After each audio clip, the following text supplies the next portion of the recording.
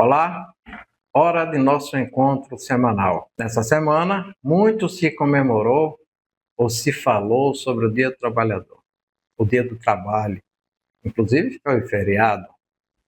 O Dia do Trabalho, na realidade, foi instituído por Getúlio Vargas entre 30 e 45, no seu primeiro 6 meses de gestão. Ele instituiu a CLT. E houve muito motivo para comemoração de fato, porque a CLT é o que rege as relações de trabalho perante a lei. Mas o que eu entendo é que muitas vezes, ao menos algumas empresas que eu estou presente, o funcionário não entende quais são os seus deveres. Não entende, pensa às vezes que é só em direito. Isso traz um certo conflito que não é saudável. Mas, de qualquer forma, é como é colocado esses anos todos essa comemoração do Dia do Trabalho. Esse ano, essa semana, precisamos refletir apenas se realmente merece comemoração ativa. Sabe por quê?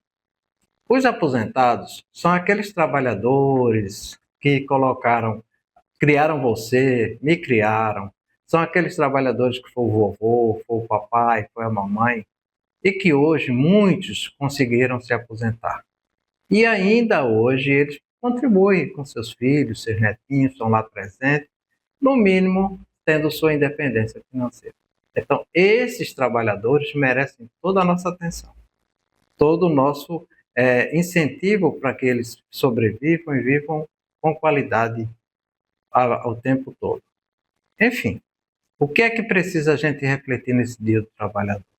Será que é justo eles serem penalizados com algumas situações de desfalque, por exemplo? Como é que ficam as famílias que sempre dependeram desses trabalhadores? Enfim, vamos só refletir um pouquinho sobre esse Dia do Trabalho que nós vivemos essa semana, tá? Então, nós vamos ao nosso vídeo. Convido você para ficar bem atento, que hoje nós iremos falar sobre imposto de renda. O imposto de renda que todo mundo conhece, que na realidade é imposto sobre a renda da pessoa física, sobre sua renda e minha renda. Então é tipo uma prestação de contas. Então vamos falar nisso. Ao final do vídeo, assistam todo, ao final do vídeo você dá seu gostei ou não gostei. E não esquecer de se inscrever. Nosso assunto hoje é sobre imposto de renda. Como conhecemos, imposto de renda. Entretanto, na realidade, imposto sobre a renda da pessoa física. É uma prestação de contas sobre minha renda, sua renda, tudo que nós auferimos para poder o fisco, com esse resumo, ele entenda de fato qual a participação que você deve ter para a manutenção da saúde, da educação e da segurança, dentre outros.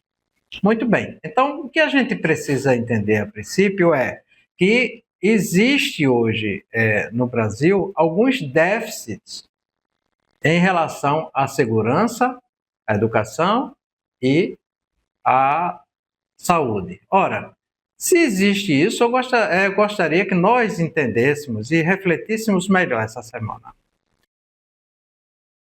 Eu vou dar alguns dados coletados com a base em alguns sites governamentais, que é bem interessante para vocês. Olha o que aconteceu, está acontecendo atualmente, aconteceu no ano de 2024. Vamos lá. A dengue, ela foi registrada 6 milhões e 500 mil casos, aumentou 400%. Ora, se eu contribuo para ter uma melhor saúde, as prevenções estão dentro dessa realidade. Infelizmente, na saúde, isso é um exemplo só que eu estou trazendo para vocês, tá? Vamos pensar aqui em saúde mental também, que é uma coisa que aflige muito, porque o Brasil ficou em 4º lugar de país de maior estresse que existe no mundo. E isso reflete diretamente ao bem-estar e à necessidade de tratamento psicológico de saúde mental. E aí, essa contribuição? Pergunto a vocês. Se a gente pensar em água potável, veja que interessante. Existe hoje 33 milhões de pessoas que não têm acesso à água potável para sobreviver. O que reflete na saúde? E aí, como é que ficam os gastos dessa minha contribuição? Não é? Temos que refletir sobre isso. Se a gente fosse, eu mapeei aqui as capitais que têm maior dificuldade em acesso à água potável, e tem Porto Velho, em Rondônia, com 32,3% da população sem acesso. Isso aí, dados do IBGE. Se formos para a região Nordeste tem quase 44% de pessoas que não conseguem acender água potável. Aí eu pergunto, e essa nossa contribuição que todo mundo é obrigado praticamente, obviamente tem as faixas, né? Como é que fica esse dinheiro assim, né? A gente precisa de uma resposta para ser bem gasto, né? Vamos pensar em segurança aqui, ó. Em 2024 teve 106 mortes por dia. Não é fácil isso. Então, 106 mortes. E quando não morre, tem que ir para hospitais, atendimento e tudo mais. E os hospitais também aumentou esse percentual de necessidade de atendimento. Não é? E o nosso imposto de renda é para contribuir com essas coisas preventivas e outras também para sanar. Não é? Se a gente for pensar como é que funciona tudo, fica uma situação um pouco interessante de a gente não saber como é que está situado. Vejam bem, quando a gente compra um bem de consumo, quando nós compramos um bem de consumo, quer seja para nossa manutenção de base de alimentação ou alguma coisa do tipo, a gente exige que a qualidade seja boa, a gente exige que seja uma fiscalização eficiente para não nos prejudicar, a gente olha, por exemplo, validade do produto, alguma coisa assim, né? A gente paga por ele e exige tudo isso. Agora, só para nós refletirmos nessa primeira fase que nós estamos conversando, que é interessante, vamos refletir assim, e esse valor que nós pagamos de imposto de renda para ter segurança, saúde e educação compatível com bem-estar e aceitável para o mundo. Como é que fica isso? Você está exigindo?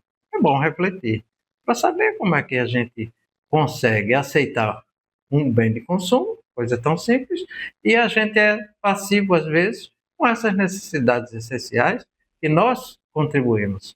Contribuímos sim, está lá nosso dinheiro, não é? Obviamente, torna a dizer, tem as faixas, mas isso não impede que outras pessoas também contribuam de forma indireta.